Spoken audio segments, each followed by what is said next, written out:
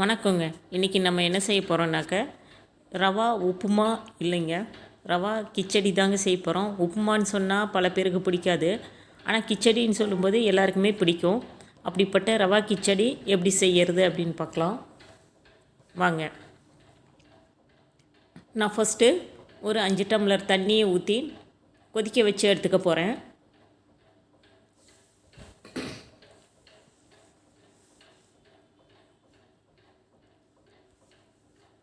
இப்போ ஒரு வாணலி அடுப்பில் வச்சுட்டு நம்ம எந்த அளவுக்கு தண்ணி ஊற்றுனோமோ அதே அளவில் 2 டம்ளர் அளவுக்கு ரவா எடுத்து நல்லா வறுத்து எடுத்துக்க போகிறேன். ஏற்கனவே வறுத்த ரவை தான், இருந்தாலும் இன்னொரு தடவை வறுத்துக்க போகிறேன்.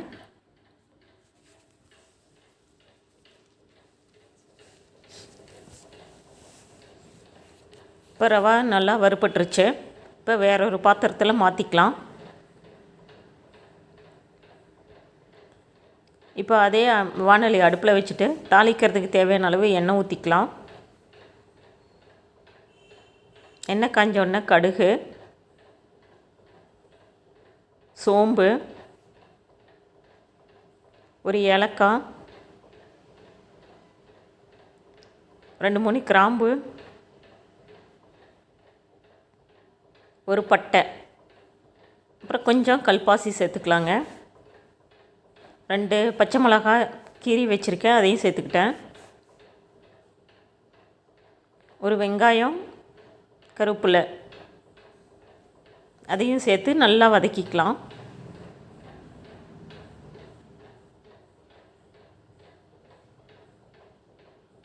எல்லாம் நல்லா பச்சை வாசனை போக வதங்கட்டும்.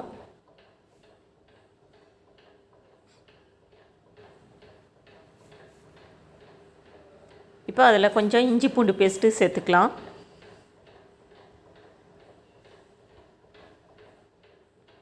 இஞ்சி பூண்டு நல்லா பச்சை வாசனை போகட்டும்.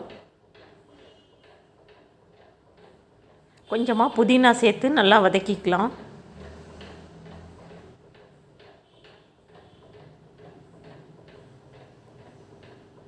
புதினா நல்லா வதங்கட்டுங்க. இப்போ கேரட்டு, பீன்ஸு, பச்சை பட்டாணி இதெல்லாம் சின்னதாக கட் பண்ணி வச்சுருக்கேன்,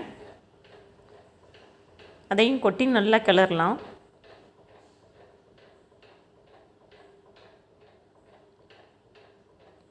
நல்லா பச்சை வாசனை போகிற அளவுக்கு நல்லா வதக்கலாம்.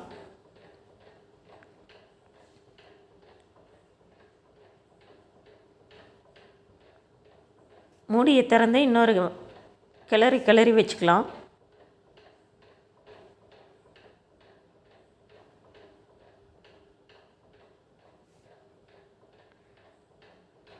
ஒரு தக்காளி கட் பண்ணி வச்சுருக்கேன், அதையும் சேர்த்து நல்லா வதக்கலாம்.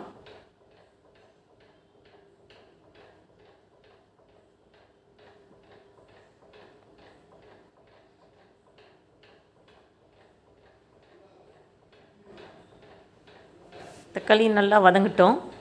இப்போ காய்களுக்கு தேவையான அளவு உப்பு சேர்த்துடலாம்.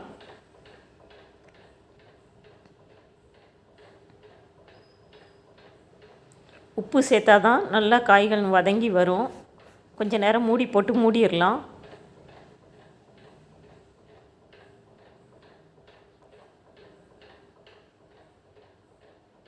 எல்லாமே நல்லா மீடியம் ஃப்ளேம்லேயே வச்சு வதக்கணுங்க. இப்போ நம்ம வறுத்து வச்சுருக்கிற ரவையை கொட்டிடலாம். காய்கள்லாம் முக்கால்வாசி வதங்கினதுக்கப்புறம் ரவை கொட்டணும்.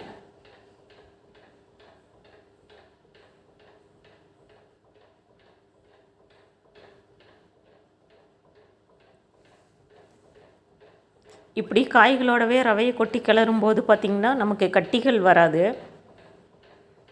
காய்களில் நம்ம ஏற்கனவே தண்ணி ஊற்றி கொதிக்க வச்சு அதுக்கப்புறம் ரவை கொட்டும்போது கட்டிகள் விழுறதுக்கு சான்சஸ் இருக்குது. என்னை பொறுத்த வரைக்கும் இப்படி செய்யும்போது எனக்கு கட்டிகள் விழுறது இல்லைங்க. உங்களுக்கு எப்படின்னு சொல்லுங்கள். ரெண்டுமே சூடாக இருக்கிறதுனால கொஞ்சம் பார்த்து ஊற்றணும், இல்லைன்னா மேலே தெரிச்சு விழுகும்.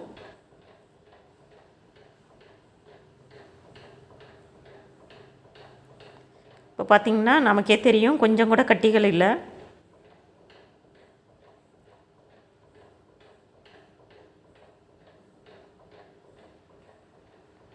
இப்போ ஒரு மூடி போட்டு மூடிடலாம். ஒரு 3 மினிட்ஸ் கழித்து திறக்கும்போது பார்த்திங்கன்னா நல்லா வெந்து தண்ணியெல்லாம் உறிஞ்சி நல்லா செட் ஆகிருக்கு.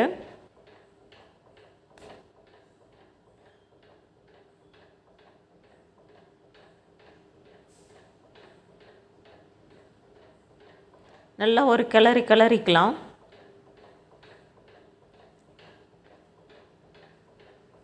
இப்போ கொத்தமல்லி தூளை தூவிக்கலாம். இந்த ஸ்டேஜில் ஒரு ஸ்பூன் நெய் கூட விட்டுக்கோங்க. நான் ஊற்ற மறந்துட்டேன்.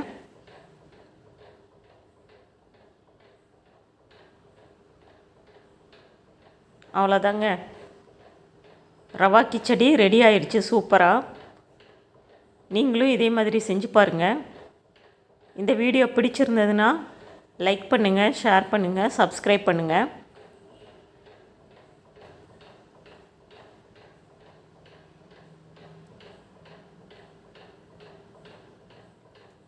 கொத்தமல்லி தலையெல்லாம் தூவினதுக்கப்புறம் திரும்ப ஒரு தடவை மூடி வச்சதுக்கப்புறம் பார்த்திங்கன்னா நல்லா கிச்சடி ரெடி ஆயிடுச்சு. தேங்க்யூ.